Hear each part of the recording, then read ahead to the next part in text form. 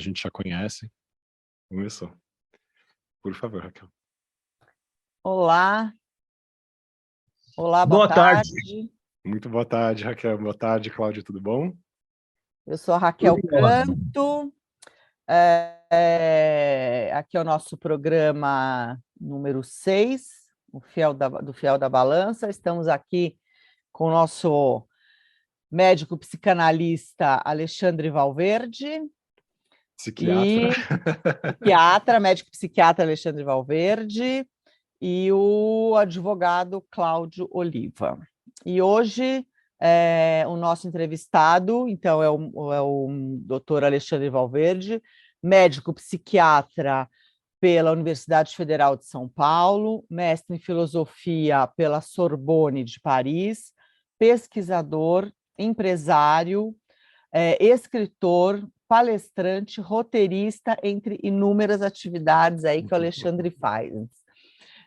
O Cláudio é advogado, formado pela São Francisco, com mestrado pela PUC, meu sócio na Canto e Oliva, e hoje nós vamos fazer uma dinâmica diferente. Hoje o entrevistado é o Alexandre, e nós vamos falar sobre um assunto que, estranhamente, parece que virou moda, segundo um artigo da Folha de São Paulo, né, sobre autismo hype, como se autismo fosse alguma moda, né, e não fosse uma questão de saúde, que agora nós vamos conversar aqui com o doutor Alexandre.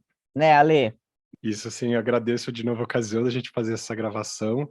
Super importante, esse tema mais do que fundamental, e que tem aumentado, né, acho que o interesse das pessoas e o modo como isso tem surgido nas mídias, cada vez mais, principalmente nesse último ano. Então, acho super pertinente a gente falar sobre essa questão do autismo. Nosso tema hoje vai ser autismo na idade adulta e no trabalho. O Perfeito. Cláudio tem feito algumas ações, né? Ações preventivas e ações pontuais, inclusive judiciais, auxiliando pessoas com autismo. Então, queria que o Cláudio falasse um pouco disso também. Essa experiência está realmente iniciando, e eu estou me aprofundando aí nas diversas leis que a gente já tem com relação a isso. E me chamou até a atenção que nós temos uma lei que reconhece o autista, né, como uma deficiência, e que ela é de 2012. Portanto, a gente já tem 10 anos dessa lei. E só agora, depois de 10 anos, é que se está dando atenção devida para o assunto, né? Eu achei bastante interessante a gente ter tanto tempo e apenas agora Perfeito, tá Cláudio, começando realmente eu diria que a acontecer alguma coisa, né? Eu diria que isso tem a ver com a dinâmica mesmo de como nós temos feito os diagnósticos ultimamente, e que tem havido, sim, realmente, uma, entre aspas, explosão do número de casos, mas, na verdade, porque aumentou a sensibilidade dos profissionais que antes não conseguiam fazer os diagnósticos. Então, por isso que tem esses diagnósticos novos que dão a impressão de que está surgindo uma modinha, né, uma novidade nesse sentido na medicina. Mas, na verdade, não. O que acontece é que as pessoas, o autismo, né, a neurodivergência, as neurodivergências, né, são várias, o autismo é uma delas, é uma condição genética. 90% do autismo tem um traço genético que o determina. A gente ainda não consegue esclarecer cada um dos componentes genéticos, mas a gente sabe da importância disso, ou seja, as pessoas já estavam aí com as suas cargas genéticas e manifestando essas questões do comportamento que a gente nomeia como autismo desde sempre. A questão é que nós não éramos sensíveis para conseguir capturar essas nuances desses comportamentos e classificá-los com a intenção de identificar isso sob um guarda-chuva que a gente pudesse falar, isso aqui é uma questão nosológica, né, um fato de importância clínica. E por que é tão importante a gente diagnosticar os autismos, né? Eu gosto de falar no plural, porque a gente pensa em espectro, a gente pensa nas nuances, nas diferenças, porque o autismo, ele gera uma série de comportamentos e de sofrimentos também, se a pessoa não sabe que aquele surgimento daquelas características do comportamento dela advém daí, E às vezes as reações que a pessoa tem até ao próprio modo como ela se sente no mundo, como ela reage às coisas, pode gerar muita angústia, muita ansiedade, isso ser confundido com um quadro psiquiátrico.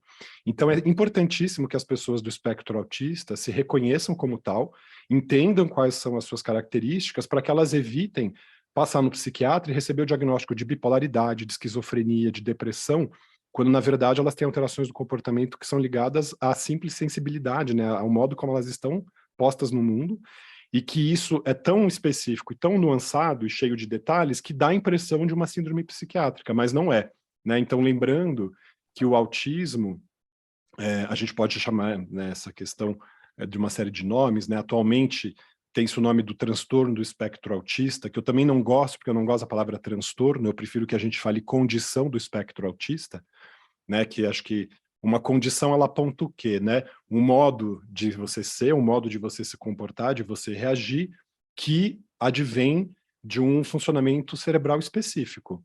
Então, o que é o autismo, né? Esse conjunto de comportamentos que está ligado a um tipo de cérebro, que no caso a gente está falando aqui, do cérebro mais, a gente falou aqui do cérebro mais sensível, do cérebro mais delicado, do cérebro mais hiperativo e tal. A gente está falando aqui do autismo associado, por exemplo, a uma superdotação, né, às altas habilidades.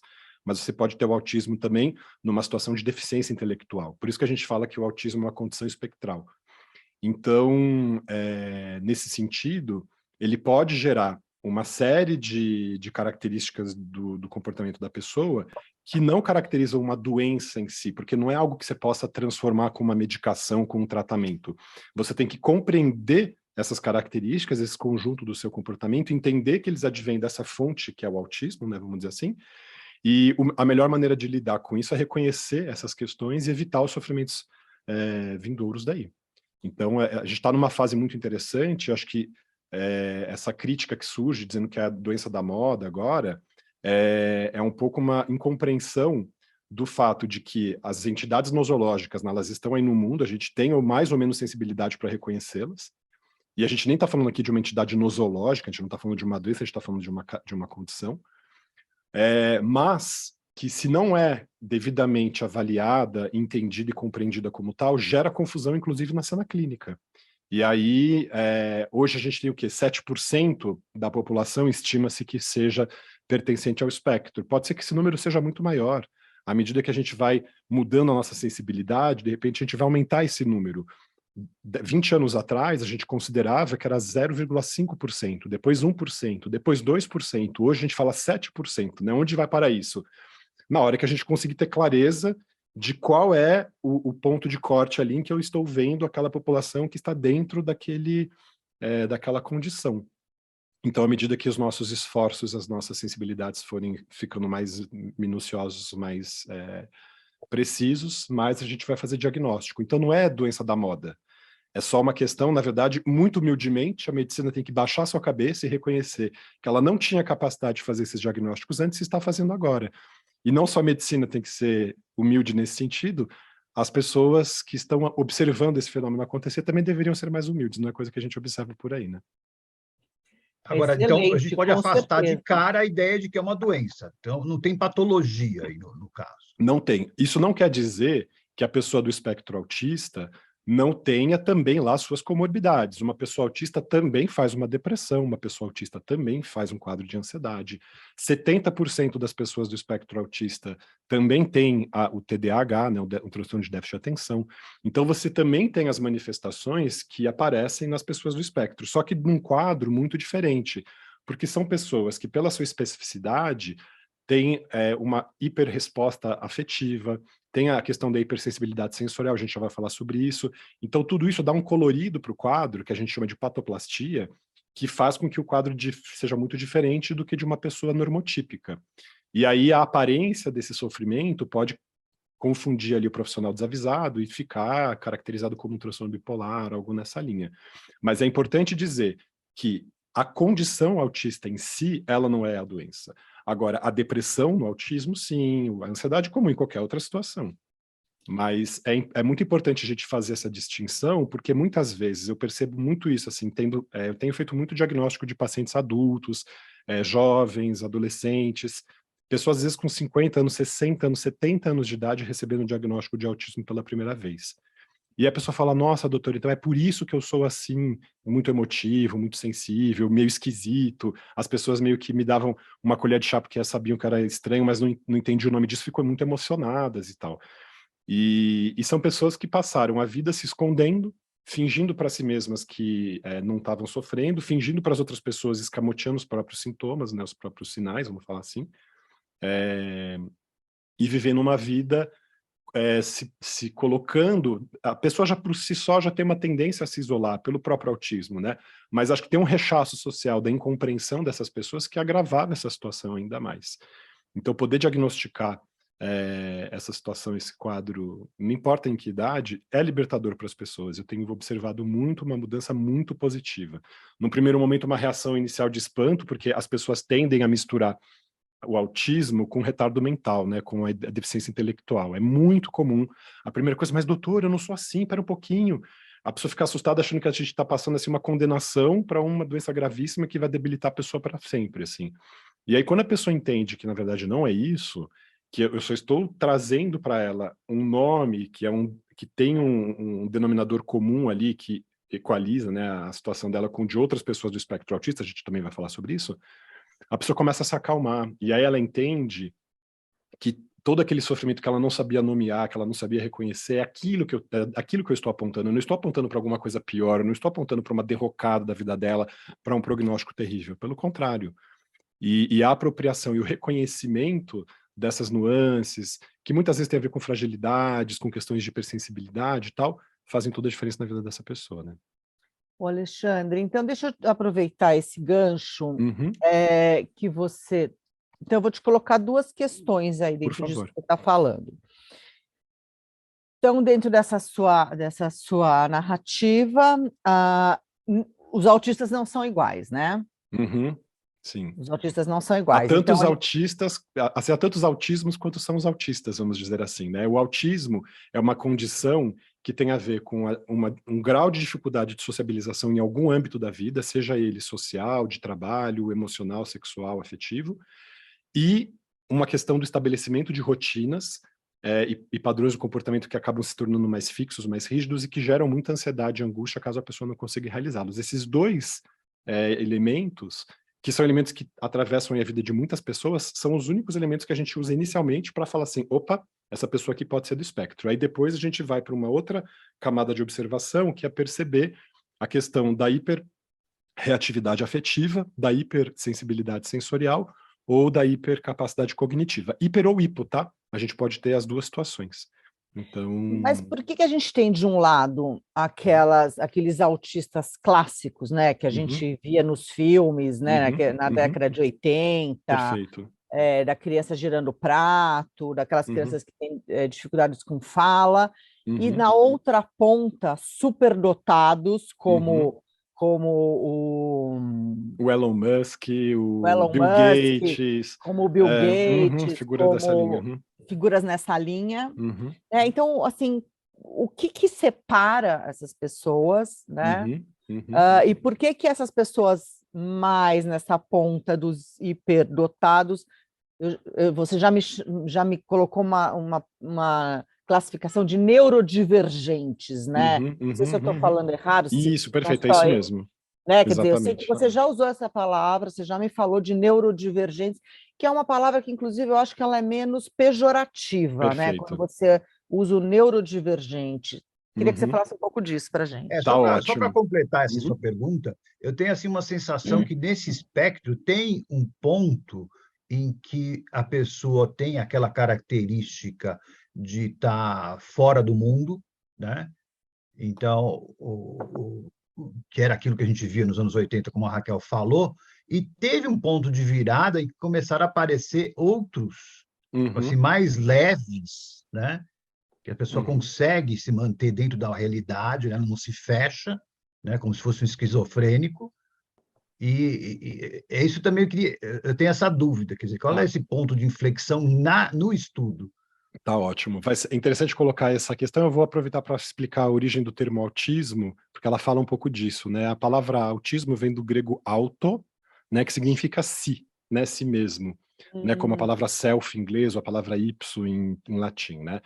O que acaba gerando um problema, a Raquel trouxe bem isso, que a palavra autismo tem um estigma, tem um significado já carregado de preconceitos, porque a pessoa, quem é nomeado assim, tem essa impressão de que esse termo é adequado porque fala de uma pessoa que está ensimesmada, né, voltada para si mesma, fechada da realidade, né, isolada nesse sentido como você trouxe.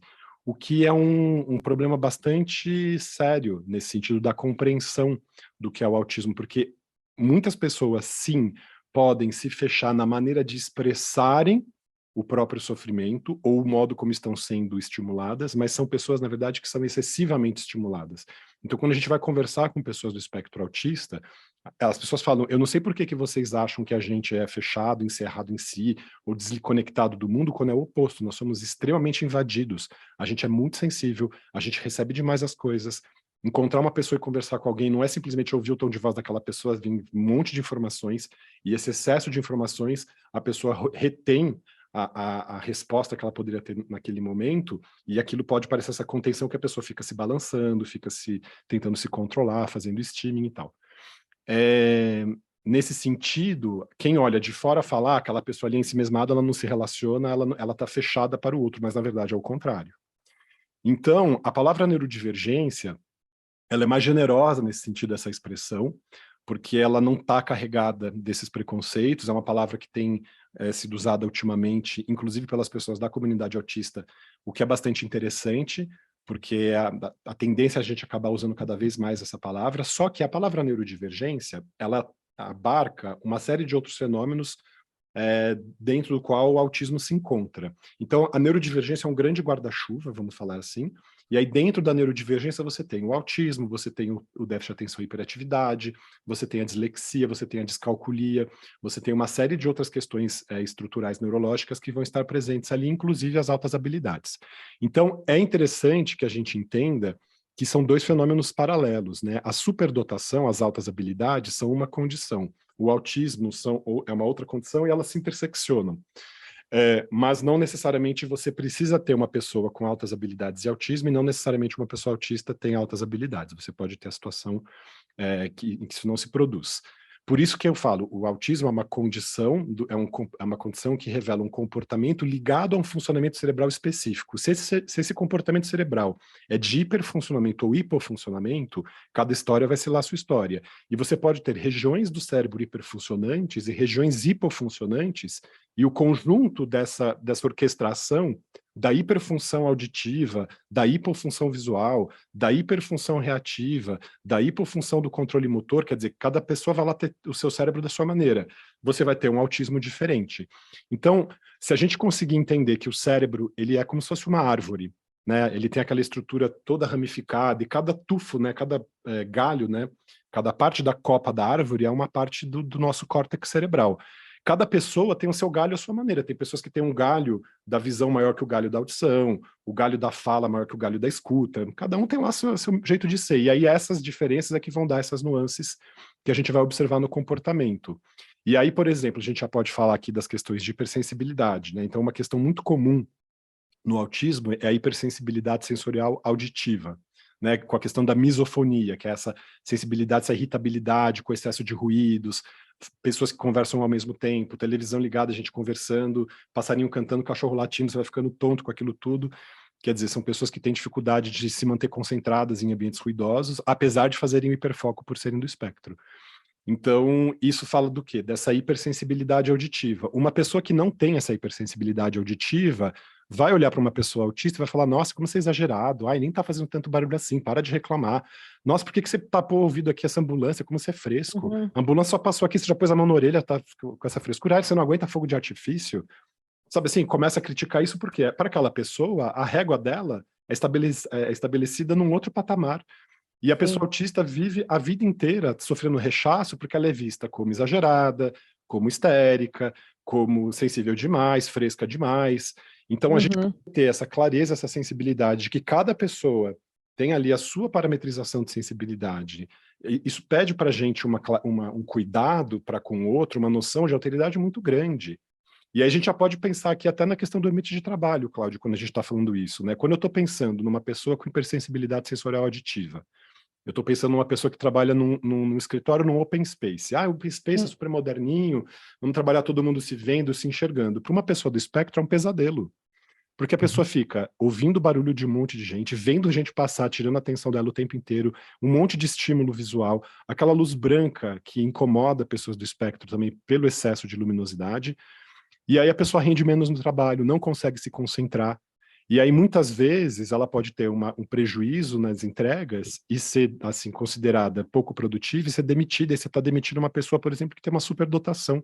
Aí você deixa de guardar um funcionário na sua empresa porque você fez uma avaliação errada, porque você não proporcionou para ele um ambiente de trabalho adequado para que ele conseguisse dar o melhor dele dentro das condições, das limitações do autismo dele. Mas o autista é fresco, é enjoado e precisa do espacinho para ele. Não, ele só precisa de alguns contornos simples, que são esses que eu falei para você, e cada pessoa autista tem lá sua necessidade. Então é importante que as empresas pensem em ter um ambiente silencioso, um ambiente com uma iluminação diferenciada, deixar talvez a pessoa, se ela está no open space, trabalhar com fone de ouvido, ouvindo música, porque a pessoa se concentra melhor.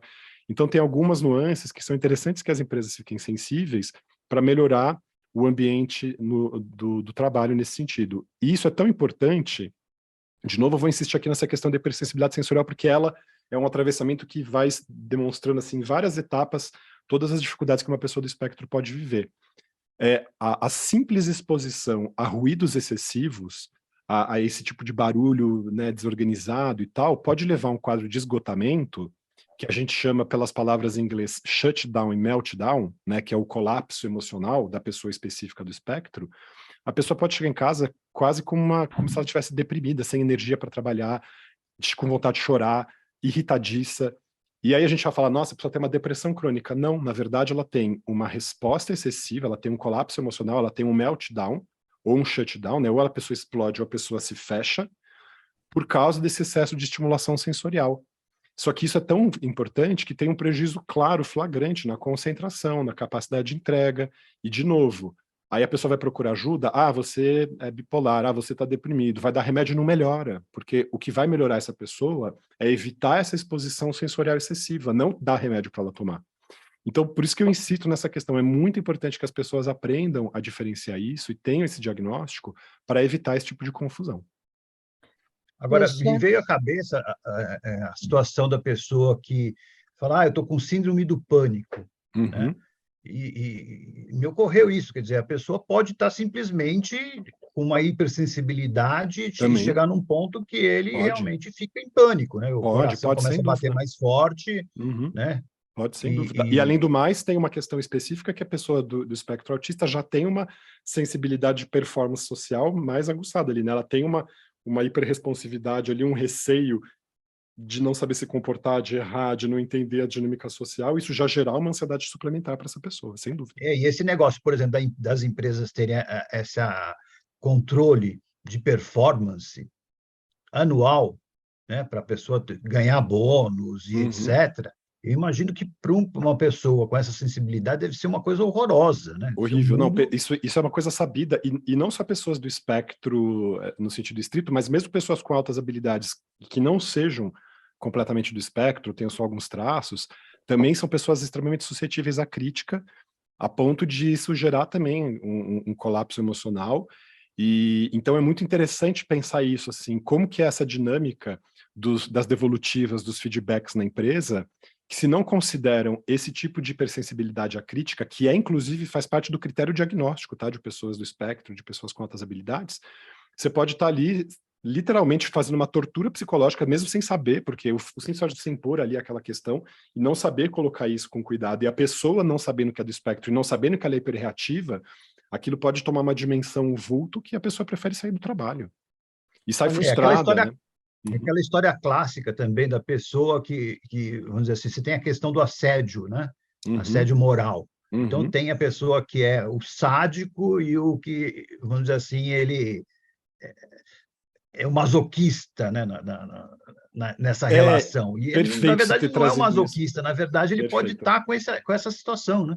Ótimo você ter trazido, Cláudio, essa questão que é super importante também, mais uma das razões para que as pessoas do espectro façam seu diagnóstico e entendam o que acontece, porque Pessoas neurodivergentes, de um modo geral, pessoas com TDAH, pessoas do espectro autista, são pessoas mais sujeitas a sofrerem relações abusivas. Isso é estatisticamente mostrado.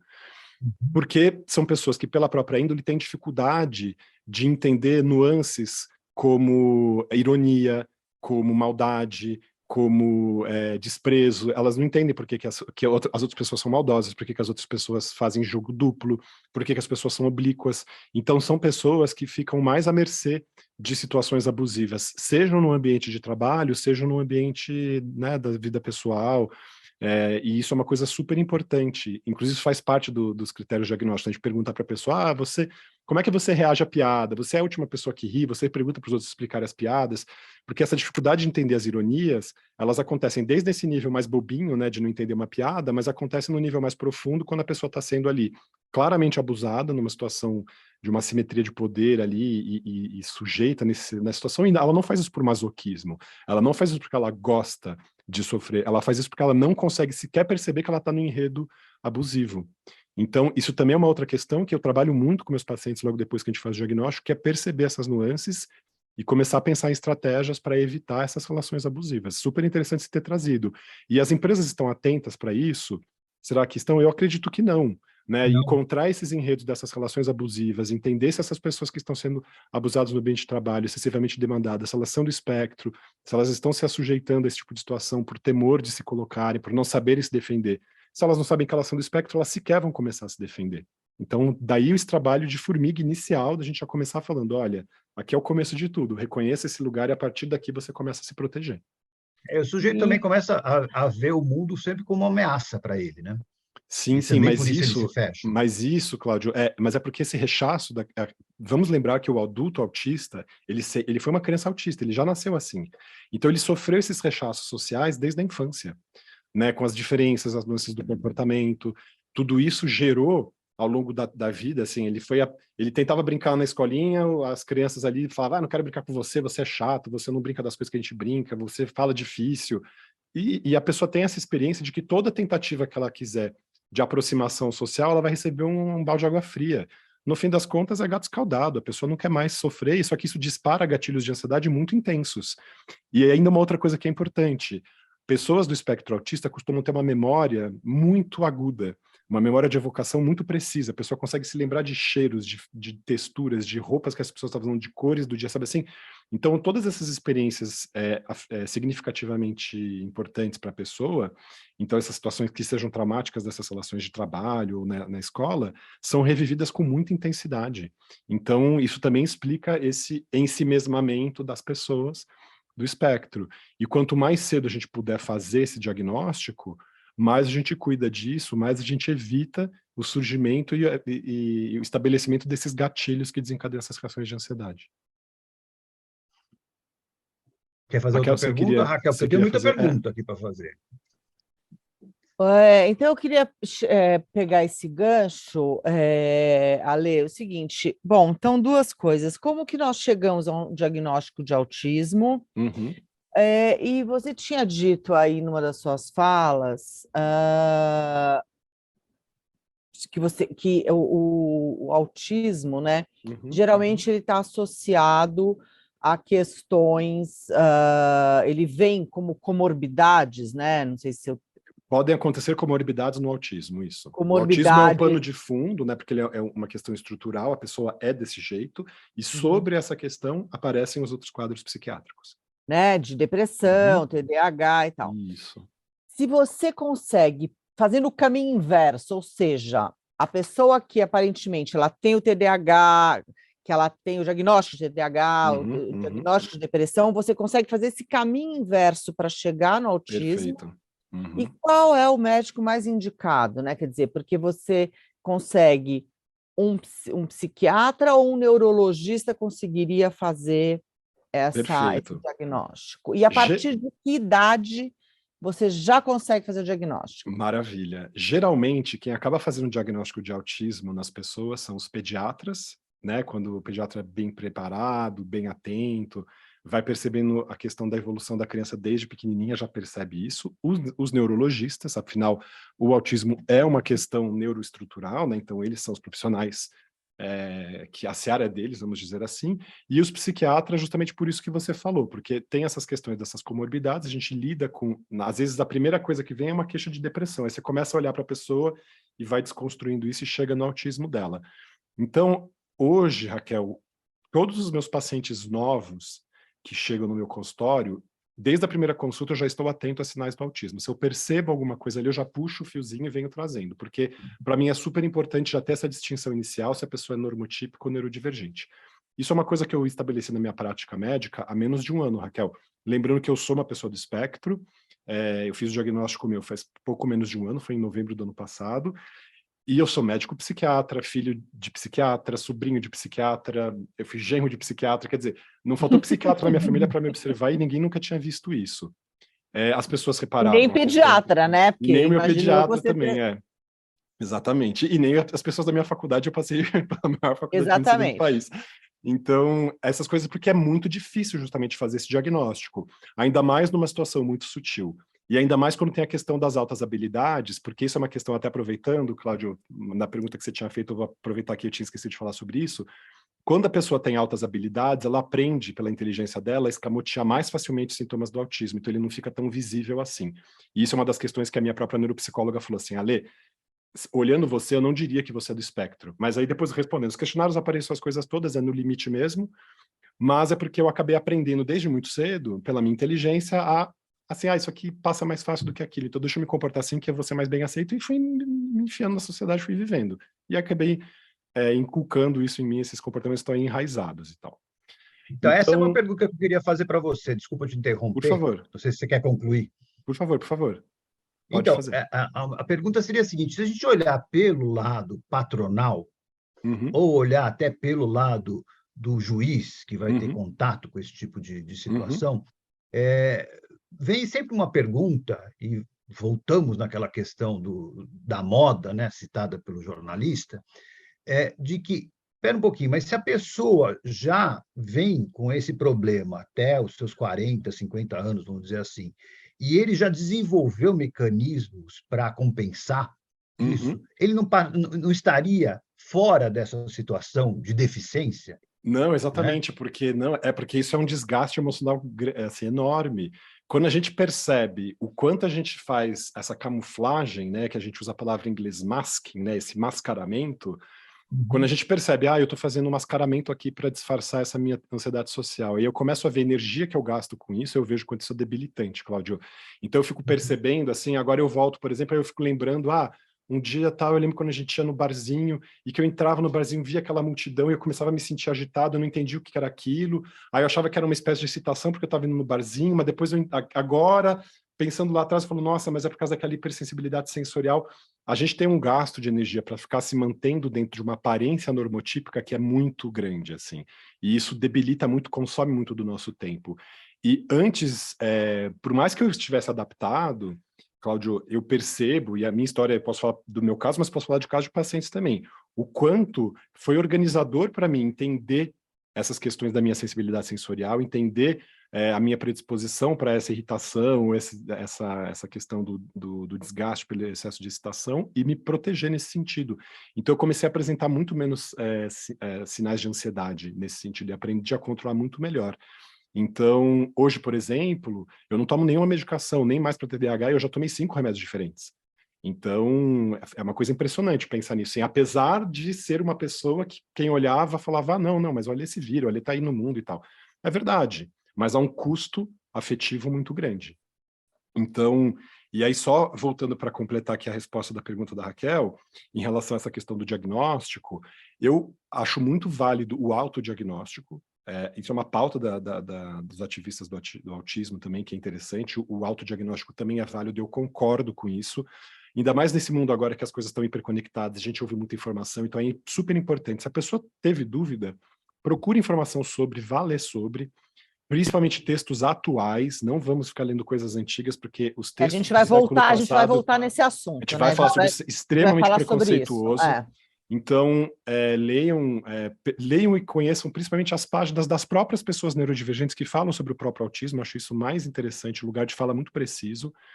Então, quando você percebe isso, Um documento que eu acho muito interessante, que as pessoas podem procurar disponível na internet, é um teste de rastreamento da Universidade de Cambridge, chamado Quociente do Autismo. Em inglês, a palavra AQ, né? Autism Quotient, né? Então, AQ, que as pessoas dão um Google, encontram, são 50 questões de rastreamento que elas podem responder e já ter uma pontuação para saber se elas se enquadram ou não nesse diagnóstico. A gente pode deixar aqui no nosso... Eu posso deixar para o pessoal, com certeza. Na procurar, descrição né? do nosso vídeo eu vou deixar o acesso, sem dúvida. É. É uma ótima questão.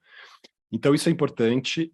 E quando as pessoas já estão se perguntando, poxa, será que eu tendo a me isolar por causa de alguma razão específica? Eu tenho dificuldade de manter o contato visual, eu tenho esse pudor, eu não gosto de olhar nos olhos. Quando surgem essas dúvidas, o ideal é que a pessoa ou faça essa autoavaliação e busque informações sobre, ou vá procurar um profissional bem preparado.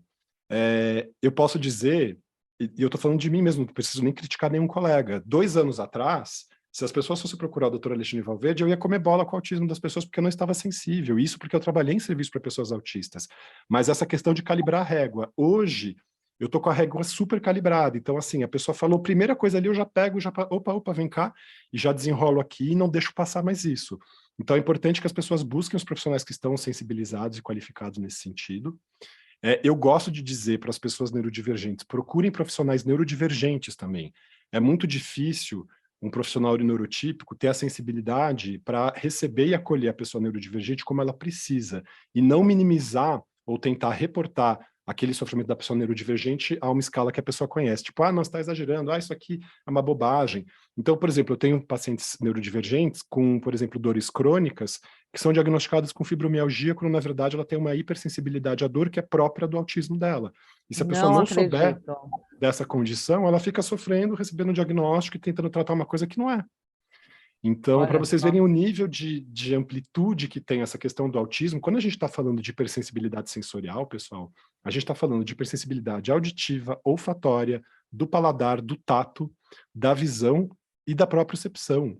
Então, a gente está falando de todo o nosso sistema sensorial, a gente está falando de uma dimensão que pode abarcar qualquer parte da vida. Então é muito importante as pessoas terem essa clareza, assim, esse cuidado. Se você se sente diferente, percebe que você pensa diferente, que você sente diferente das outras pessoas, pergunte se você, porventura, não é neurodivergente e vá procurar uma ajuda de um profissional especializado, ou psiquiatra, ou neurologista, ou pediatra não dá mais quando a gente é adulto, né? Mas, olha, mas eu já vi pediatra muito bom e que, caso conhecido, que ele achava que a criança era hipercinética. Sim. E não... A hiperatividade faz parte do autismo, faz parte da superdotação. Essas questões a gente tem que ter muito cuidado. É o que eu digo. Mas nem achava que era parece um fiozinho, você começa a puxar e vem, né? Perdão, Raquel, fala. E nem achava que era hiperativo. Achava só que era uma hipercinesia. Só era... Isso pode acontecer também. É que sempre que a gente observa isso, a gente tem que pensar, por que essa criança é super agitada? Ela é muito inteligente, muito estimulada, muito estimulável, e está correspondendo aos estímulos externos, então ela tem essa velocidade, que é aquela criança superdotada que não se cansa, que brinca o dia inteiro, que quer fazer cada vez mais coisa e tal, você fala, uau. Ou é aquela criança que não consegue se concentrar e fica nesse excesso de atividade, porque ela não consegue dar encadeamento e linearidade para algum tipo de coisa, de uma atividade mais contínua. Ou porque ela tem, talvez, um retardo mental, uma deficiência intelectual, que também pode cursar com hipercinesia. Quer dizer, quando a gente tem um aspecto do comportamento, isso abre uma chavinha para a gente olhar para todas as outras coisas que podem estar conectadas. É muito difícil, em psiquiatria, você ter um sinal que corresponda a um problema e uma linearidade só. Geralmente, aquilo abre para vários tipos de problemas que a gente tem que compor desse quadro geral.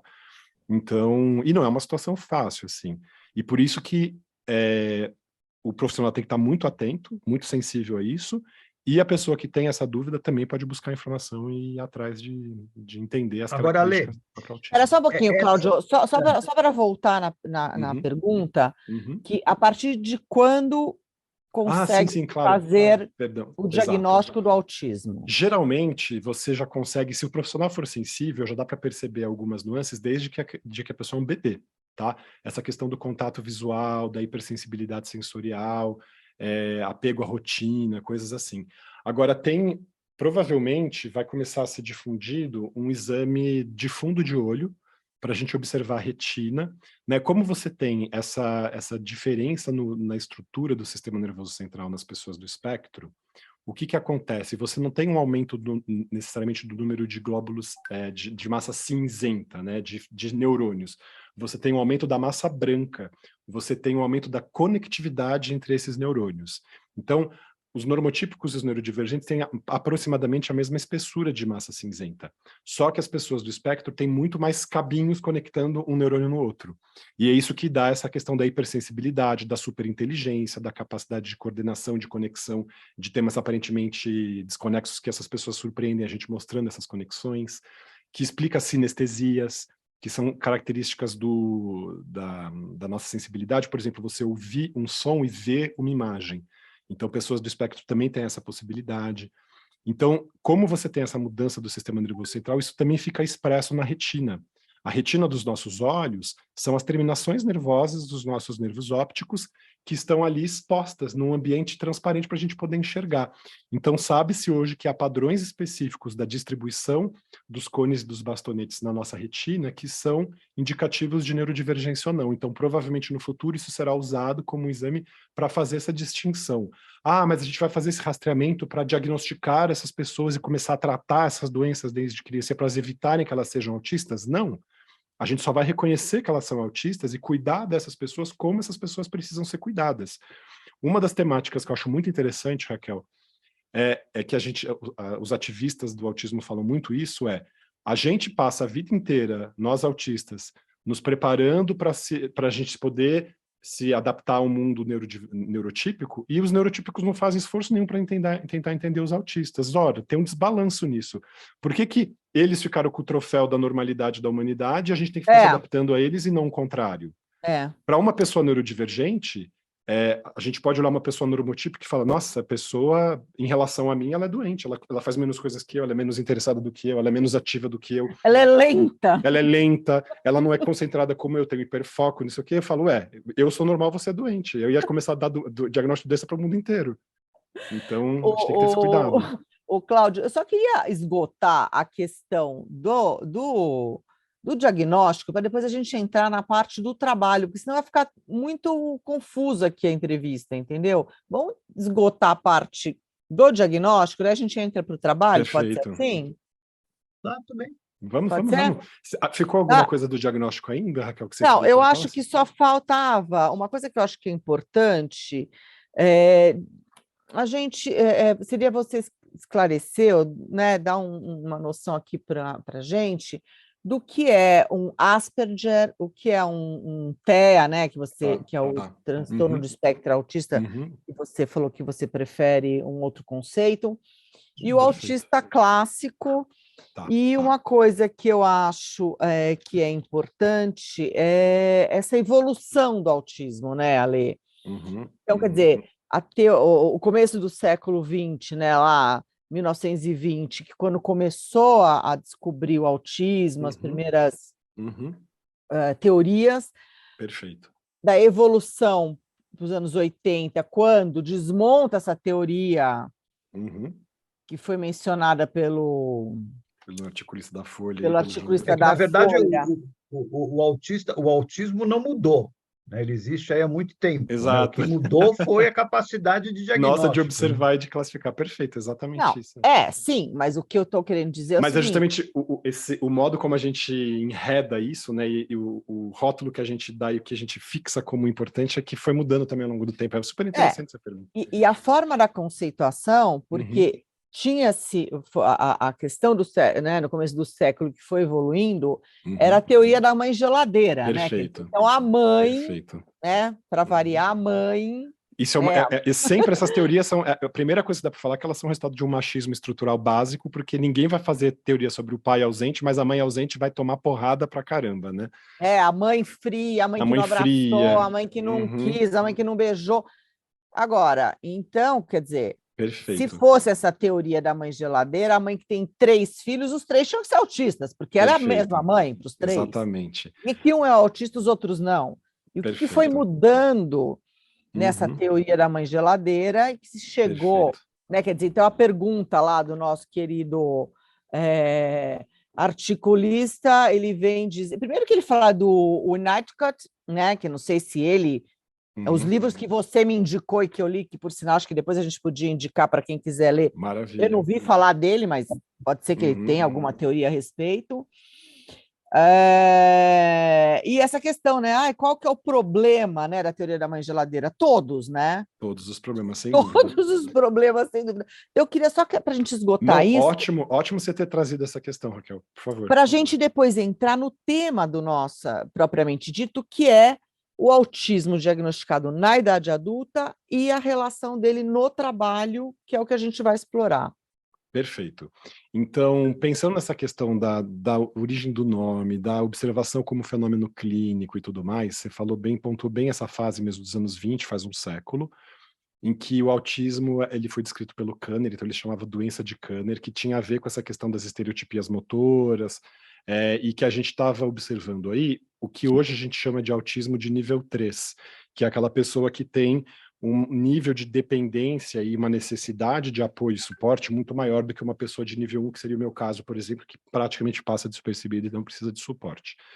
Agora, sim, é interessante pensar na história do autismo, porque ela é a história de como qualquer doença tem uma dificuldade de se estabelecer como uma entidade observável, né?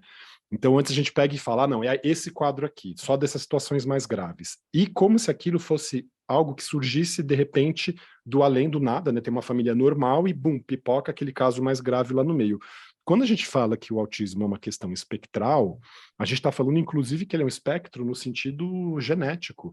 Você tem uma carga genética que vai se apresentando e vai se acumulando ao longo de gerações e que, de repente, eclode numa pessoa em que aquilo vai aparecer mais francamente. Mas quando a gente vê uma pessoa autista, se a gente for observar os pais têm traços. A gente vai observar os avós têm traços. A gente vai observar os tios têm traços ou são no espectro. Então a gente entende que essa teoria da mãe geladeira, na verdade, é um erro de observação, é um erro metodológico seríssimo, porque o que acontece? Você pegou uma criança lá nos anos 20 e pensou, essa criança tem autismo, aí você vai observar, e aí você vai ver, nossa, essa mãe dessa criança é estranha, ela não abraça essa criança, ela não olha nos olhos dessa criança, ela tem essa aversão ao toque. Ora, essa mãe é autista. Por que não olharam para essa mãe dessa criança e não perceberam que a dificuldade de sociabilização dela, que a dificuldade de expressão afetiva, não quer dizer que ela não viva o afeto, ela tem dificuldade de expressar o afeto. Também faziam parte disso. Então, aquela mãe foi condenada 2 vezes, 3 vezes. Primeiro porque disseram que o filho dela é autista, quase condenando o filho dela como um retardo mental. Depois falaram que a culpa era dela. Terceiro que não olharam que o autismo dela. Então deixaram essa mulher 3 vezes desamparada. Então é super importante a gente ter que rechaçar com veemência qualquer tentativa de recuperação desse tipo de teoria, porque esse é um tipo de teoria mesquinha, machista, impregnada dessa lógica de achar que a mãe é responsável por tudo que o filho se torna, e como se só ela tivesse responsabilidade na criação dos filhos e não os pais. Então, assim, é mais uma carga que se atribui às mulheres e deixa esse peso... Mesmo da carga genética, né? Que é 50-50. É 50-50. E hoje a gente sabe que mulheres acima de 35 e homens acima de 40 têm maior predisposição a desenvolverem filhos autistas. Por quê? De novo, eles já têm aquela carga genética deles. Só que, à medida que eles vão envelhecendo, a possibilidade deles transmitirem aquilo por um monte de mecanismos finos aqui, a gente não vai entrar aqui nessa série, que senão vai ficar muito específico, mas acabam acontecendo com maior facilidade quando a pessoa está mais velha. Então, é curioso você perceber assim, que nas famílias, se tem 4 filhos, o caçulinha é autista. Sabe, essas coisas, você começa a olhar essas coisas e tem, olha, é verdade, já vi história assim, já conheci esse tipo de situação e tal. Claro, você pode ter um primogênito do espectro, não é nenhuma questão, mas estou dizendo, é mais provável que aconteça isso nas crianças com idade mais nova, de pais com idades mais avançadas. Então, essa questão do diagnóstico ela é super importante. Ao longo do tempo, então você tem ali nos anos 30, 40, né, na época da Segunda Guerra, o Dr. Asperger, fez uma descrição dessa situação, ele começou a entender também as nuances desses comportamentos nas pessoas superdotadas, só que na época ele inclusive começou a descrever aquilo para tentar salvar essas pessoas, porque elas eram consideradas débeis, deficientes e eram mortas pelo sistema nazista. E hoje a gente não usa, apesar do Dr. Asperger querer também proteger essas crianças, tentar argumentar de que elas, né, dentro da eugenia ali, elas poderiam ter alguma vantagem, qualquer coisa nesse sentido, simplesmente não dá mais para fazer homenagem ao médico autista. Então não dá para chamar de síndrome de Asperger, porque a gente vai ficar fazendo, né, jus aí a uma figura nazista que não tem sentido ficar reevocando.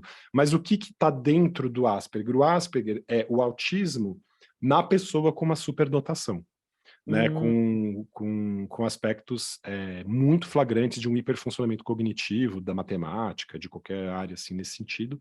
Então tem um quadro específico aí, que hoje a gente entende isso dentro do espectro autista. Então, o espectro é essa questão das nuances, né? Então você tem ali o preto, o branco e todos os tons de cinza intermediários. O espectro é isso, você não tem só a situação branca ou só a situação preta, você tem todas essas nuances, e inclusive geracionalmente. Então não só no sentido de uma pessoa autista para outra, mas dentro da própria família, como aquele autismo vai ficar manifesto. Então, e aí de novo, só voltando, né, eu prefiro, e muitas pessoas preferem falar condição do espectro autista, por entender que a palavra condição ela é neutra, né, ela não traz esse peso do transtorno, como se fosse um transtorno você desse jeito e tal. O transtorno é viver com o autismo sem saber que você é autista, né, que aí você fica sofrendo do seu autismo sem estar apropriado. Agora, você sendo autista, reconhecendo o seu autismo, perfeito, você já tem metade do caminho andado para ter uma vida muito mais saudável. Então, e aí isso tudo foi evoluindo, e a tendência... Agora, dentro dessa questão do diagnóstico, Ale, eu queria que você falasse alguma coisa sobre o efeito da pandemia, das pessoas ficarem isoladas, né? Que isso gerou, né? Um caso, né? Quer dizer, olha, eu me senti tão bem ficando em casa que eu não quero voltar, né? Eu fiz meu diagnóstico na pandemia, Cláudio, porque o que acontecia antes da pandemia, eu era capturado pelos compromissos sociais, via amigo, trabalhar, ir no fim de dia fazer não sei o quê, no cinema e tal. A gente estava com a vida toda cheia de estruturas, e isso disfarçava uma tendência nossa, por exemplo, ao estabelecimento de rotinas. No meu caso, com a pandemia, eu estava dentro de casa, eu comecei a rotineirizar a minha vida de um jeito que eu fiquei espantado. Falei, ué, mas, gente, todos os meus dias estão idênticos, e eu não estava achando isso ruim. E eu falei, tem alguma coisa aqui. E eu fui começar a perceber que várias pessoas do espectro começaram a notar que, na verdade, ao invés de ficar sofrendo por estarem sozinhas, elas estavam se sentindo aliviadas.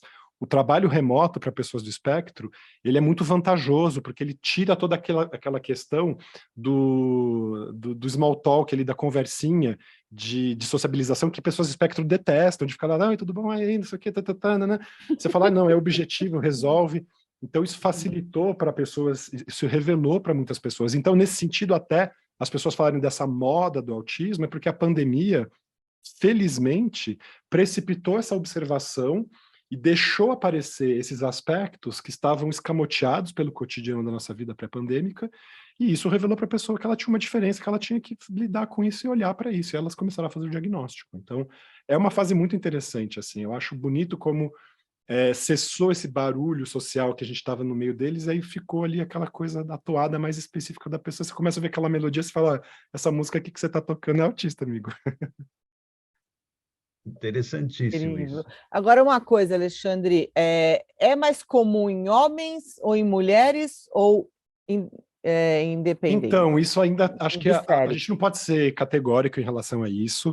Observa-se mais em meninos do que em meninas, mas também porque meninas, socialmente falando, são mais adestradas do que os meninos a se comportarem bem, a serem mais boazinhas, a terem um padrão de comportamento e terem que ser estimuladas para se comportarem assim muito mais rapidamente que os meninos, então elas escamoteiam e aprendem a camuflar antes. Então, às vezes é mais difícil de observar.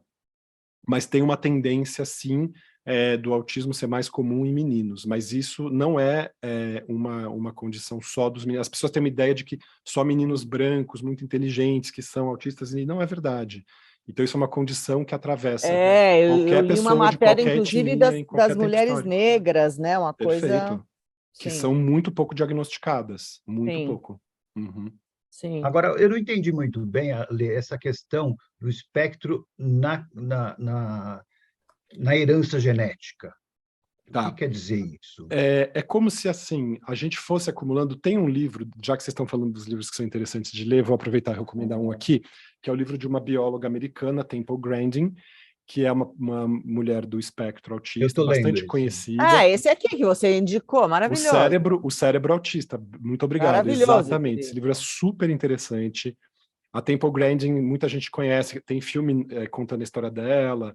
Ela foi, ela foi a bióloga que criou o sistema dos matadouros americanos de gado, porque ela tem uma sensibilidade, ela conseguia perceber o quanto eles estavam estressados, ela criou todo um mapa ali, né, uma geometria para acontecer o processo de ida até o matadouro, que aliviava a ansiedade dos animais. Hoje 90% dos matadouros americanos são baseados na teoria dela. E ela é uma pessoa muito interessante. E ela fala nesse livro sobre essa questão genética e dessa questão do espectro na família também. É como se, de um certo modo, cérebro, né? É como se, de um certo modo, o autismo tivesse ligado com o acúmulo de certos pares de base de DNA que vão se acumulando ao longo de gerações e que é como se eles ultrapassassem um certo limiar em que eles começam a se manifestar. Então, você precisa ter a soma desses pares de base, desse pedacinho de DNA, desse código genético, para que isso apareça. Então, às vezes, você tem num pai ou numa mãe, não um quadro do autismo completamente revelado ali, mas você tem traços já que vão dizendo que a pessoa estava numa pré-condição autista, vamos dizer assim, e aquilo vai se acumulando. Ou, às vezes, você tem um avô ou uma avó do espectro mais claramente visível, o filho não nasceu tão assim, mas o neto já nasceu mais. Então, é justamente isso que eu estava dizendo, a determinação genética disso, a matemática desse quebra-cabeça, ela é extremamente complexa, a gente não tem esse desenho ainda. A gente sabe que tem 90% de peso, no final das contas, a parte genética, mas exatamente como isso se produz, a gente ainda não sabe. Mas a gente sabe desse acúmulo que vai passando de uma geração para outra. E é por isso que você tinha comentado até, Raquel, então vou aproveitar aqui para já responder essa pergunta, sobre a questão do filhos de pais muito inteligentes e tudo mais, sobre o espectro.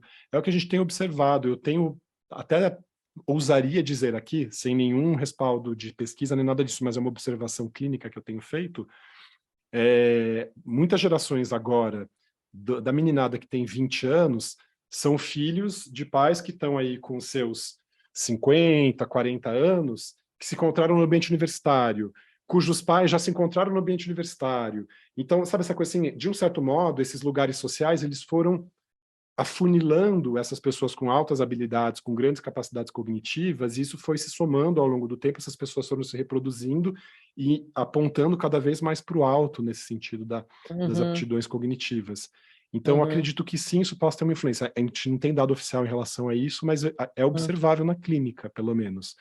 Então, você vê assim, é batata, assim. Você pega um paciente com altas habilidades, você fala assim, meu pai fez ITA, minha mãe fez Poli, meu pai fez São Francisco, minha mãe fez... Sabe assim, você vai falar, então tá, tô entendendo, entendeu? Você vai vendo esse acúmulo desses a condição do sucessos. nerd. Então, Exatamente. todo nerd não é um todo nerd, autista. né? Mas é quase como se fosse, né? Porque as altas habilidades estão ligadas ao autismo. Então, tem um pouco esse lado mesmo desse campo de interesse. Agora, dentro desse aspecto, Ale, eu fico imaginando o seguinte, que dentro da seleção natural, como é que isso se deu, né? Porque se fosse só uma coisa negativa, não, mas ótima pergunta. Não existiriam mais, né? Porque já teriam sido... A seleção natural já tinha acabado com... Perfeito. O autismo, ele só é negativo para quem quer vê-lo como negativo, classificá-lo, ou quando a gente sofre por estar no mundo neurotípico. Quando eu, por exemplo, fico irritado porque eu ouço barulho de... Essas motos, eu fico pensando que foi o engenheiro que desenhou essa desgraça. Eu falo, cara, esse engenheiro não tem ouvido, porque como é que ele produz um motor que gera esse nível de ruído? Aí eu fico pensando, será que agora, depois que eu percebi que eu sou neurodivergente, eu falei, será que eu sou sensível a esse barulho de motor? Ou será que todo mundo é sensível a esse barulho de motor e eu percebo, as pessoas não são sensíveis, eu que sou e eu que me incomodo com isso? Mas eu fico pensando, se nós vivêssemos num mundo que fosse desenhado para pessoas neurodivergentes, o mundo seria mais suave. Porque a gente, pela nossa hipersensibilidade, teria que fazer as coisas muito mais doces, muito mais tranquilas, e não é o caso. Então, o que eu quero dizer é, o autismo, no meu caso, olhando para mim agora, se eu não limpando toda essa questão da ansiedade, da minha angústia que era gerada pelo fato de eu desconhecer a origem do meu próprio sofrimento, eu lembro que essa fase era uma fase muito turbulenta da minha vida, mas a partir do momento em que eu retomo a minha dignidade, na hora que eu falo, eu sou do espectro, eu entendo agora o que está acontecendo comigo, eu tenho a clareza dos meus limites, eu respeito os meus limites, eu me respeito e me faço respeitar, eu só consigo ver vantagem. Eu só consigo pensar, nossa, mas a minha hipersensibilidade, tá certo que ela me incomoda para algumas coisas, mas é graças a isso que eu me acidento menos, sei lá, tem um monte de coisas que estão ligadas aí, a essa super reatividade, a essa rapidez do pensamento, que eu aprendo muito rápido as coisas, que eu entrei na faculdade direto sem precisar fazer cursinho, que eu entrei na residência de psiquiatria estudando 2 semanas antes da prova, quer dizer, é uma facilidade adaptativa. Para um lado, para um mundo se eu pudesse transformar o mundo no meu mundo, todo arborizado, silencioso, não sei o que, ia ser maravilhoso. Mas, infelizmente, muitas das pessoas do espectro sofrem e são inadaptadas, mas não é porque o mundo está como... Porque o mundo não está como está, porque foi assim que aconteceu. O mundo foi criado, estabelecido, na sua maioria, por pessoas neurotípicas, e é um mundo feito para essas pessoas. Então, a gente é inadaptado porque, infelizmente, a gente não é a maioria. Mas eu não vejo Eu isso acho como que um isso problema. explica por que eu quase matei o cara do carro da pamonha na porta do meu escritório. Eu tô achando que eu Exatamente. tenho eu tô achando que eu tenho espectro. Entendeu? Agora, Exatamente. o Ale, dentro dessa ideia que você, né, passou de que o mundo do autista seria um mundo mais suave, etc. e tal, eu também fico me perguntando se não tem um tipo contrário ao do autista, que ele é mais grosseiro, vamos dizer assim, que não tem Ótima essa questão. sensibilidade, e que ele Perfeito. também é cruel, né?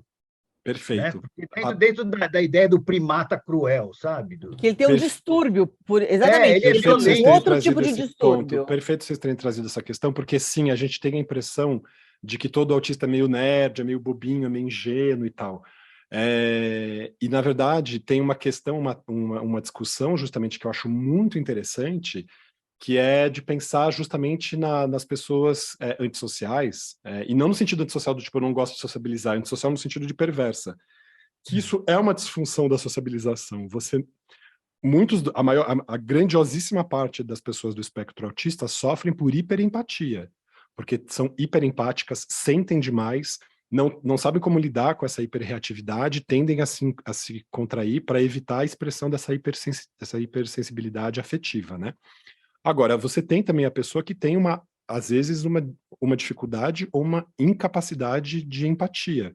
E essa pessoa também tem um desajeito social, que seria a perversão, o comportamento perverso, e que pode ser explicado a partir daí também. Eu estava conversando sobre isso com a minha psiquiatra, falei, nossa, que interessante, porque a gente fica com a sensação de que são coisas opostas, né? Ou que não, o autista é uma pessoa ingênua, delicada, muito suscetível e tudo mais. Sim, é bom que a gente tenha essa clareza, esse cuidado, mas você pode ter também uma situação de uma pessoa do espectro que tem esse lado mais cruel, mais duro, mais rude, certamente. Então, e isso daí provavelmente vai ser incluído de alguma maneira compreensiva com o tempo, a gente conseguindo descobrir mais coisas, avançando no nosso conhecimento sobre autismo, para a gente ter uma clareza maior também desses fenômenos, inclusive desses comportamentos antissociais, em que medida eles se inserem dentro do espectro, se é que eles estão aí dentro, mas a provocação do pensamento é interessante, assim, eu falo, olha, pensar que o comportamento perverso ele é uma disfunção da sociabilização, então, a partir daí ela pode ser entendida dentro dessa visão do autismo, você fica, bom, vamos entender o que isso quer dizer. Mas eu acho uma visão bem interessante mesmo. Agora, Lê, e no trabalho, né? Uhum, Então, a pessoa que tem essa característica, você já falou, né? Ela uhum, dentro da empresa, ela está no ambiente mais silencioso, ela ter um uhum, fone, etc e tal. uhum. A gente está com uma questão aí no escritório, né? Que o Cláudio está atendendo, que a pessoa ficou em home office, ela está em home Uhum, office, agora o chefe está chamando para ela voltar, perfeito. né? E ela, obviamente, não quer voltar, porque ela não quer o cafezinho, ela não quer. Não quer ter que encarar Ela as quer. pessoas no meio do caminho, ter que ficar vivendo exatamente, uma questão de sociabilização ali que só vai trazer mais inquietação para ela. Uhum, Ela quer fazer o trabalho dela na casa dela, e óbvio, né? Uma vez por semana, uhum, ir uhum, lá, também é bom, né? Eles também uhum. gostam, né? As pessoas, mas não aquela coisa de sempre, né? Como você clinicamente trataria do assunto? Você faria uma recomendação? Cláudio, você acha que isso impactaria de que maneira, Uhum, juridicamente falando, quer dizer, uma forma não discriminatória? Como é uhum. que isso seria encaminhado nesse aspecto do contrato de trabalho? É super Começa a interessante ler? essa questão, porque justamente abriria-se essa exceção, né, para essas pessoas, mas eu acho que elas têm de ser consideradas, ainda mais pensando nesse grande experimento social que no fim acabou sendo a pandemia, para essas questões de trabalho, né? Nunca a gente poderia se pensar, vamos ficar 2 anos trancados em casa vendo como é que a gente se vira no trabalho. Então, acho que a gente também teve experiência suficiente para perceber que o desenvolvimento do trabalho, as entregas, a performance pode ser tanto igual, às vezes até melhor, no teletrabalho. Então, as empresas têm que se flexibilizar, ainda mais se tratando de pessoas do espectro. A gente comentou aqui sobre a questão de hipersensibilidade sensorial, auditiva e visual, mas você pode ter aqui uma outra questão também que eu quero trazer, da hipersensibilidade tátil, por exemplo, das pessoas que têm dor. Tem muitas pessoas do espectro que ficam lutando contra si mesmas para ficar paradas, sentadas, trabalhando, porque depois de 10 minutos na mesma posição, elas começam a ter dor. Então, para elas, seria muito mais interessante trabalhar em pé, trabalhar se movimentando. Só que imagina uma pessoa argumentar, olha, meu chefe, eu preciso ficar andando aqui no trabalho para sentir menos dor, porque eu fico mais bem concentrado do que se eu ficar parado sentado. Parece completamente contraintuitivo para a pessoa falar assim, não, sente-se e vai se concentrar assim. Como você fala, eu preciso ouvir música para me concentrar. Não, a música vai tirar a sua concentração. Quem ele sabe se a música vai... Como é que ele sabe isso se ele não está no cérebro daquela pessoa que precisa daquele estímulo para conseguir acionar? Isso é real, é neurologicamente comprovado. Pessoas do espectro que têm estímulo do córtex da audição melhoram a atividade do córtex da visão, por exemplo. Então, como é que as empresas se adaptam a isso? Eu acredito que as empresas têm de ter essa sensibilidade, sim, não só para essas questões de hipersensibilidade sensorial, mas também para essas questões de sociabilização. Então, entender que o esforço que a pessoa do espectro faz para sociabilizar é um esforço real, muito cansativo, leva ao esgotamento e pode levar, pela própria batalha que a pessoa fica interna, na necessidade de ficar se organizando, às vezes para a pessoa autista, falar um bom dia, esse café tá gostoso. Para as pessoas neurotípicas isso parece uma banalidade, mas as pessoas do espectro elas ficam suando frio de imaginar essa situação. Aí elas vivem aquilo, depois elas voltam e falam, ai, por que eu não falei bom dia para aquela pessoa e não deu tapinha nas costas? Ai, por que eu não peguei e tomei aquele café com açúcar? Ai, será que a pessoa viu? A pessoa fica com um monte de caraminhola na cabeça e não consegue trabalhar e aí não rende o serviço e ela vai ter muito mais prejuízo do que se ela ficasse em casa, dentro da estrutura dela, na rotina dela, entregando o que ela precisa entregar. Então, já passou do tempo dos empregadores, dos patrões, dos chefes terem essa sensibilidade de entender qual a necessidade específica daquele trabalhador meu, se ele pertence ao espectro, o que eu posso fazer para melhorar a capacidade de entrega deles. E pensando nessa questão de que a grandiosíssima maioria das pessoas do espectro são pessoas muito atenciosas ao trabalho, perfeccionistas, meticulosas, muito sensíveis a críticas, com um alto nível de autoexigência. Então, são pessoas que costumam entregar trabalhos muito bem feitos. Então, se essas pessoas não estão podendo fazer isso, não estão com disponibilidade afetiva e estrutural para poder executar isso, é pior para a empresa. Ela está perdendo a ocasião de ter uma pessoa ali que vai ter entregas maravilhosas para ela, assim. Então, isso acaba se tornando contraproducente. Então, a pessoa não quer ceder por um lado, porque está acostumada com o modelo, só que esse modelo já é ruim para pessoas neurotípicas, imagina para pessoas hipersensíveis, neurodivergentes. Uhum.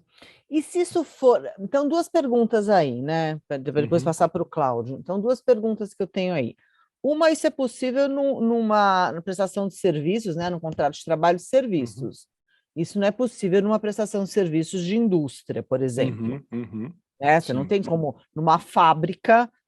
Claro, com ter aquele esse tipo de barulho, fala assim, situação, você vai ter que colocar né? IPI, essas coisas, mas você tem... Você até coloca IPI, mas você não tem como você, numa linha de produção, né?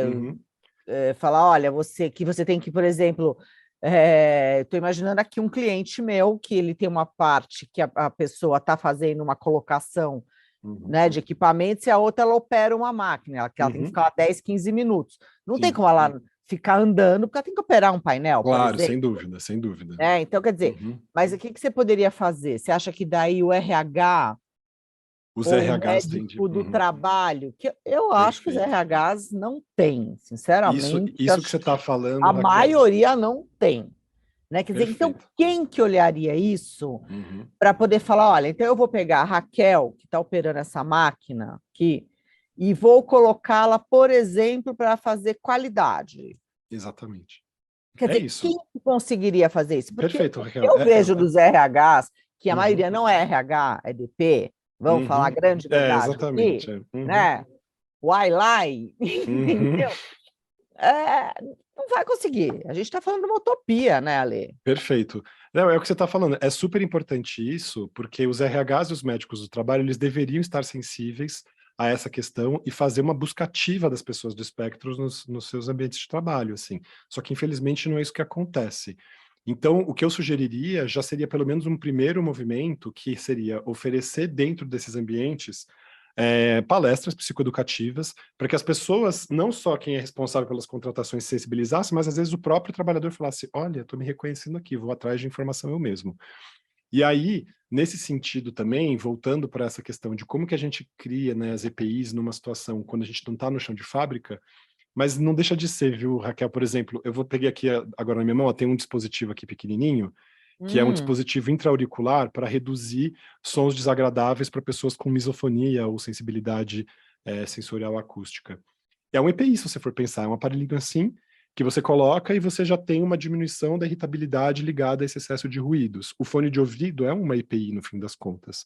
Um ambiente com uma luz, que não seja aquela luz branca chapada, uma luz amareladinha, clarinha, no fim das contas é equipamento de proteção individual. A pessoa não precisa estar ali num fogo flambante para achar que precisa de proteção. Para pessoas do espectro, esses pequenos estímulos do cotidiano que para uma pessoa neuromotípica passa batido, para aquela pessoa é extremamente desconfortável. O descontrole de temperatura em ambiente com muito ar-condicionado, são essas pequenas coisas que fazem muita diferença, assim. Então as empresas, elas precisam começar a cuidar dessa cultura do que é a questão das hipersensibilidades, do autismo, pensar em estratégias para mitigar isso e fazer uma busca ativa, sem dúvida, com os RHs, que precisariam estar se formando para conseguir encontrar essas pessoas. Mas eu concordo com você, tem um trabalho hercúleo aí pela frente. Mas, assim, com relação a esse caso que o Cláudio está cuidando, como é que vocês fazem?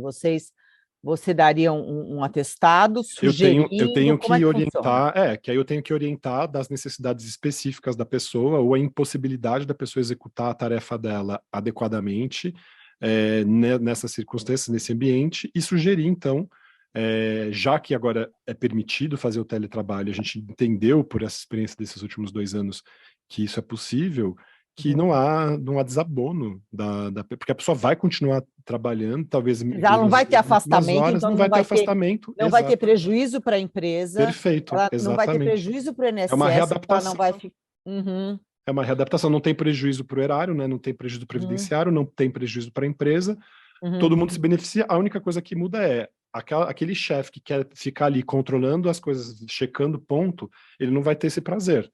Ele vai ter que confiar naquela pessoa trabalhando em casa, mas há mecanismos de controle de horas de trabalho em casa. Então não é uma questão cultural pura e simples, é uma questão de adaptação a essa nova realidade. E que isso tem que acontecer. E como é que você está vendo isso, Cláudio, no outro lado, na outra ponta? O que eu percebo é que a gente tem um atraso enorme com relação a esse tipo de coisa, né? Porque imagina para Cláudio, interrompeu um pouquinho. Cláudio deu problema aí, Só espera um pouquinho, Cláudio. Ixi. Acho que caiu. Caiu, ele deu problema. Mas é engraçado, Voltou, né? Cláudio. Voltou, Cláudio.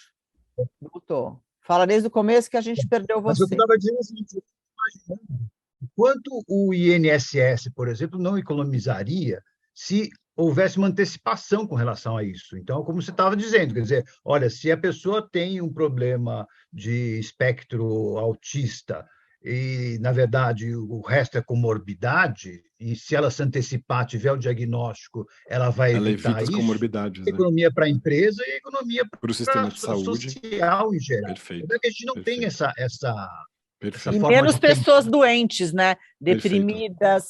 E eu diria até que teria que acontecer antes essa cultura e esse diagnóstico ele ser feito no ambiente escolar mesmo. Sim. Eu acompanho um monte de pessoas superdotadas que têm assim altas capacidades e com percurso escolar, de faculdade, universitário catastrófico, porque não foram reconhecidas como tal, não se adaptaram ao sistema, tiveram uma formação aos trancos e barrancos, e hoje se encontram, às vezes, em situação de precariedade financeira, sendo que não tinham por que se encontrar nesse lugar, porque falam, gente, mas como assim? A pessoa tem altas habilidades, a pessoa tem uma facilidade de aprendizado, a pessoa faz muito bem feito o que ela quiser fazer, porque elas não foram identificadas a contento, não foram estimuladas a contento, não foram muito bem encaminhadas. E aí é triste de ver isso, história de pessoas de 40, 50 anos de idade, que a hora que eu falo, olha, mas você é superdotada, a pessoa fica em choque, ela fala, mas peraí, como é que eu sou um fracasso profissional se eu tenho uma super capacidade cognitiva? Não bate uma coisa com a outra. Então, essa pessoa socialmente se encontra desguarnecida, as empresas que poderiam estar se beneficiando do trabalho de uma pessoa dessa se encontram desguarnecidas, quer dizer, você tem uma fratura social enorme que não precisaria estar acontecendo. E dentro do que a gente está conversando, essa criança que tem esse espectro autista, está dentro desse espectro, ela sofre bullying, né? Então, você veja também muito bullying nas escolas por conta disso, dessa Exatamente. questão da crueldade e da vítima, né? E, de novo, o bullying é um abuso na época escolar, né? Então, do mesmo jeito que essas pessoas são suscetíveis a abuso nas relações maritais, nas relações de trabalho, foram nas relações escolares. É a mesma história que vai se repetindo ao longo da vida. E aí, exatamente porque acontece essa convergência, essa concomitância, né? Você vai observando ao longo da vida essas repetições, aí pega alguém mais perverso, né, tipo esses autores que escrevem em jornal e ficam falando essas coisas sem fundamento e ficam dizendo, tá vendo, essas pessoas gostam de sofrer, se estão a vida inteira sujeitas a esse tipo de problema porque elas querem. Não, é isso que as pessoas não entendem. Ela tem uma dificuldade estrutural de reconhecer que está sendo abusada. Para as pessoas que não são neurodivergentes, isso é uma coisa esquisita. Falar, como assim, ela é trouxa? Ela não tem, não é safa? Realmente, ela não tem essa questão, ela tem uma dificuldade nesse sentido.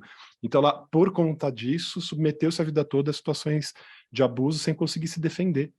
E isso não é porque ela quer, é justamente porque ela não pode ser diferente, ela não consegue ser diferente. Então, mas para isso, né? Eu imagino que teriam que criar uma espécie de assistência social, vamos dar esse nome, dentro da empresa ou fora da empresa. Quer dizer, você ter um serviço que se disponha a mapear essas coisas, né? Falar, olha, como de uma certa forma já existe isso, né? Falar, olha, esse aqui tem mais aptidão para trabalhar nessa função, aquele ali tem mais aptidão para trabalhar naquela função, ou, como você disse, tem mais condição de desenvolver e entregar se ele tiver mais isolado, né? Tiver a possibilidade de não ficar sendo interrompido e etc, né?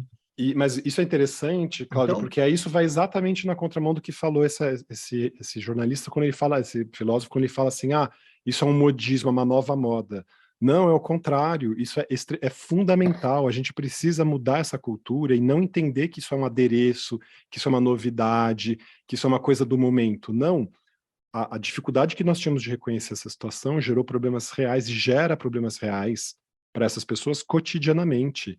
Então, a gente ter clareza de que elas precisam de uma atenção específica, de que a gente também pode fazer um mundo, todos nós, né, inclusive as pessoas neurodivergentes, estão se reunindo para isso, para adaptar o mundo a nós também, é super importante.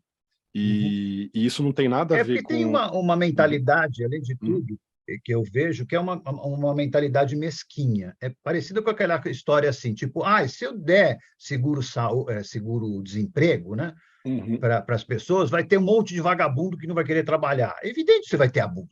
Como você vai ter no Bolsa Família, você vai ter algum abuso, né? Eu acho que nessa situação aqui da possibilidade de você ser diagnosticado adulto e começar a poder comprar carro e ter outros privilégios, vamos dizer assim, deve ter abuso. Mas veja, você não pode ir pela exceção, tem que... Exatamente, essa que é a questão, porque aí porque também, assim, sempre vai ter, a gente vai poder se apresentar como, do mesmo dessa questão da lei de cotas, que aí as pessoas se apresentam como sendo de uma etnia que não são, que tem uma participação muito pequena, não são reconhecidas socialmente como tal, é bem difícil mesmo isso, mas a gente também não vai ficar usando essas situações como a regra geral e privando as pessoas dos direitos que elas precisam se beneficiar. Que a gente volta na questão da cultura, né? Que a gente não tem essa cultura de ver o macro, né?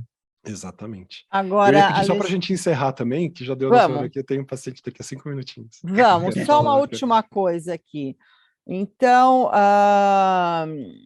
dessa matéria aqui, tem uma coisa que eu achei muito perversa, que diz o seguinte: todos os pais gostariam de ter um filho autista, né?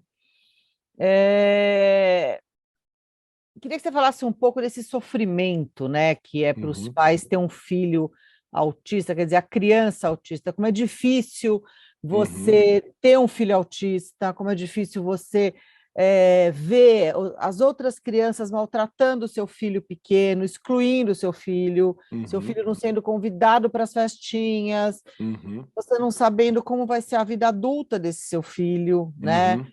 Se ele vai se dar bem, se ele vai se dar mal, né? Quer dizer, nem todo mundo vai ser a tal da advogada lá do filme que ele cita da aqui, série, né? que é super Da descolada. série, né? Acho que é Exato. série. Eu não sei porque eu não assisti, porque eu também não tenho o menor interesse em ver esse tipo de série, mas que ele fala assim, qual tipo de dificuldade, né, melhor? Já que num mundo que todo mundo tem problema de relacionamento, não é melhor você ter você ser autista, né? Então você, quer dizer, isso daí é um reducionismo, primeiro porque ele está achando que todo autista é superdotado, e não é o caso, e como se isso fosse um troféu. Eu tenho um filho superdotado, é quase uma tendência eugenista também, né? De falar assim, olha, eu cheguei no topo da cadeia alimentar dos seres humanos aqui, né? Como se isso fosse uma vantagem você querer contar para os outros, do tipo, eu tenho, você não tem, eu sou mais do que você, né?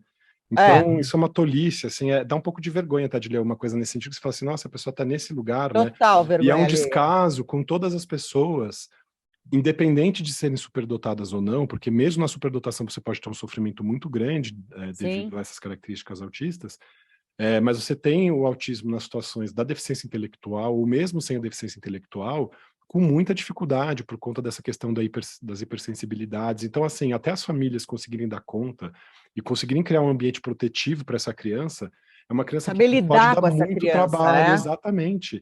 É uma criança que sofre muito, é uma criança que até que as pessoas consigam mapear tudo que ela precisa, até que essa criança consiga manifestar verbalmente as necessidades dela, porque muitas vezes algumas pessoas, a gente tem que lembrar que tem os autistas verbais e os autistas não verbais. Então, as pessoas não verbais ainda têm que ser decifradas, a gente tem que entender o que está acontecendo ali, como é que ela está sofrendo.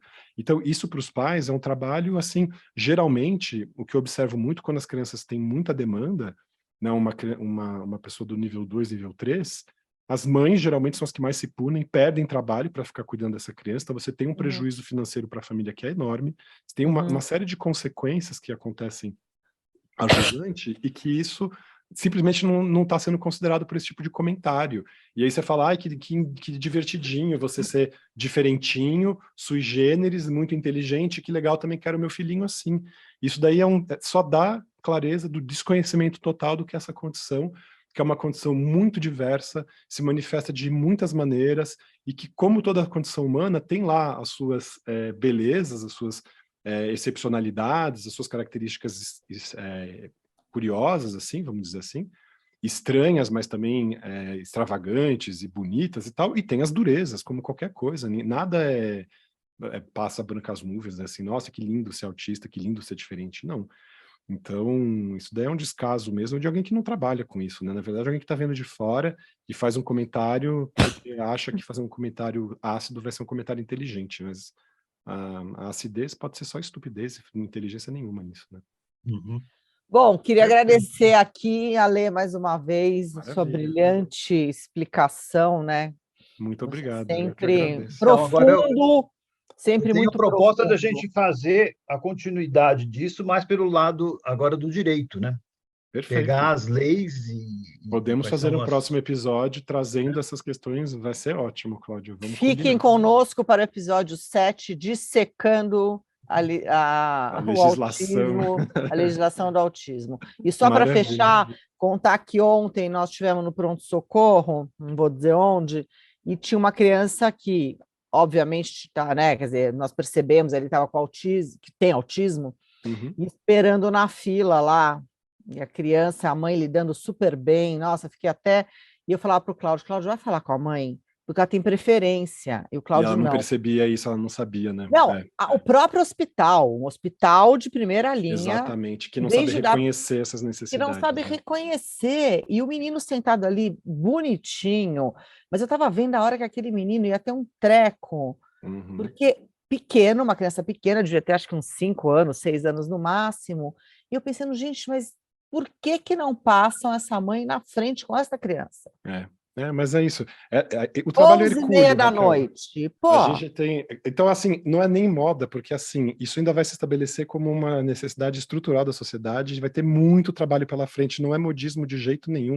É você isso que as fica... pessoas não estão entendendo. As mudanças vão sabe? ter que acontecer de maneira Que mãe estrutural. que quer isso? Que mãe que acha isso moda, gente? Nem Bom, merece muita atenção mesmo isso, né?